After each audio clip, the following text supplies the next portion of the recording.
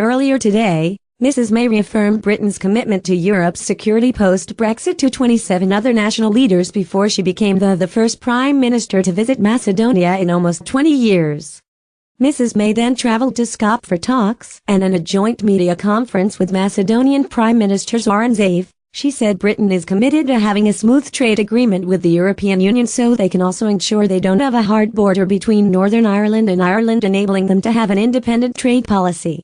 She said, "We have been very clear that we will be leaving the customs union and in future outside of that customs union be able to develop our own independent trade policy as we look forward to developing our economic partnership with the European Union once we have left. It will be necessary for there to be arrangements as to how matters are to be dealt with across borders in relation to customs. We are committed in leaving the customs union. And as we look to that future economic partnership, ensuring that we have a relationship that enables us to have as frictionless a trade with the European Union as possible.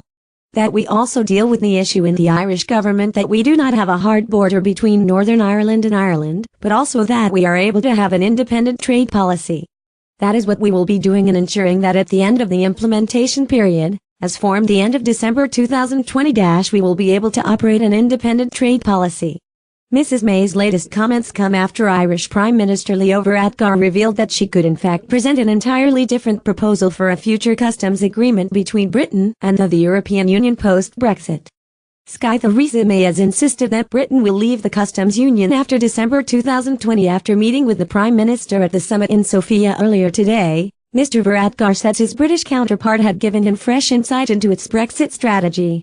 He described a new thinking by British negotiators and that they could even offer a new customs proposal within the next 2 weeks.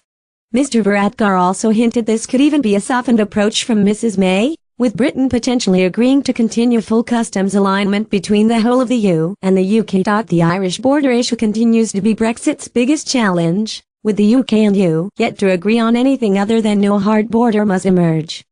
But Mr. Varadkar had earlier heaped more pressure on Mrs. May, telling the press on his way into the summit in Sofia the issue still threatens to collapse the entire negotiations. Leo Varadkar said the Irish border issue still threatens the collapse of negotiations. She said, "If we are not making real and substantial progress by June, then we need to seriously question whether we are going to have a withdrawal agreement at all. We stand by the text of the withdrawal agreement and the text of the protocol published in March, as does the task force and the 27 member states that are behind us. If the UK wants to put forward alternatives to that, whether alternative text to the backstop or an alternative future relationship between the UK and the EU, we are willing to examine that. But we need to see it written down in black and white and know that it is workable and legally operable. And we've yet to see anything that remotely approaches that."